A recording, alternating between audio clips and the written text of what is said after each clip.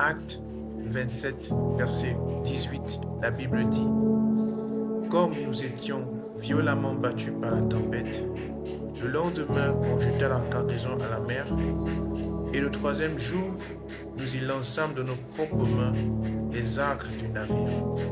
Le soleil et les étoiles ne parurent pas pendant plusieurs jours, et la tempête était si forte que nous perdîmes enfin toute espérance de nous sauver.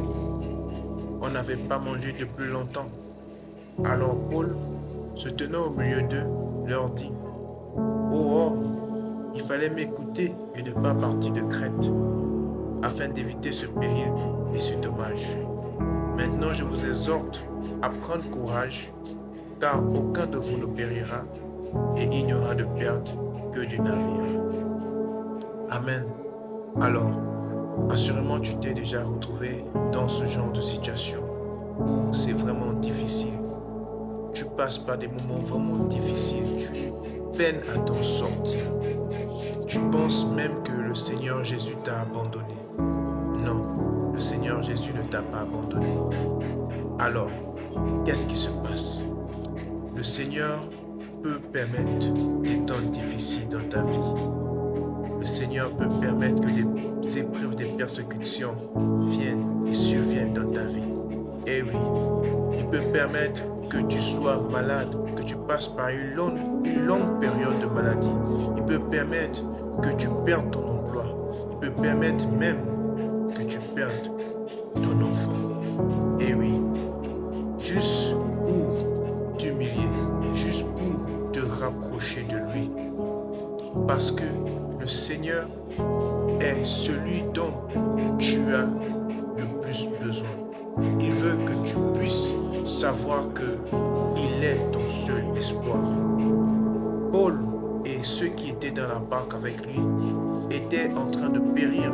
Le bateau dans lequel ils étaient allait chavirer. Mais Paul s'est confié en l'Éternel. Paul s'est confié en Jésus. Je ne sais pas dans quelle situation tu es en ce moment. Assurément, tu es comme en train de chavirer. Tu es comme en train de couler. Le bateau dans lequel tu es en train de couler. Mais crois-moi que Jésus est avec toi dans ce bateau. C'est lui qui permet que ces épreuves arrivent afin d'humilier ton cœur, afin de mettre ton espoir en lui. Oui, en lui. Que tu n'aies d'autre espoir que Jésus. Que tes yeux soient tournés, fixés uniquement vers Jésus.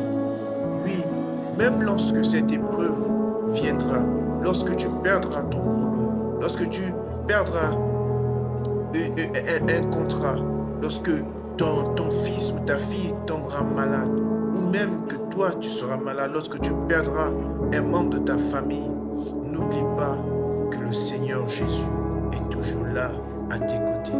Dans cette épreuve, le Seigneur Jésus il ne t'abandonnera jamais.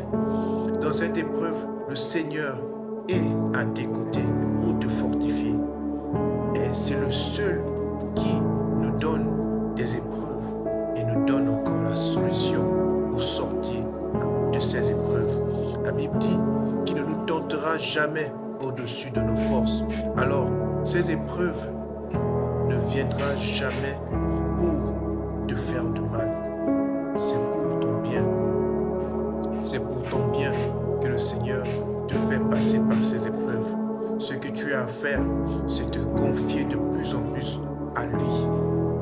Lis la Bible, étudie-la, médite-la, passe du temps dans la présence du Seigneur et tu verras que lorsque tu te confieras totalement à lui, tu oublieras totalement l'épreuve dans laquelle tu passes, tu oublieras totalement les temps difficiles par lesquels tu passes et tu ne verras plus que Jésus dans la situation difficile que tu passes. Et cette situation ne te paraîtra plus si difficile que ça. Pourquoi? Parce que tu auras laissé Jésus prendre tout le contrôle de ta vie. Jésus ne souhaite que cela. Alors aujourd'hui, sois béni, sois encouragé par cette parole et que Dieu te bénisse. Amen.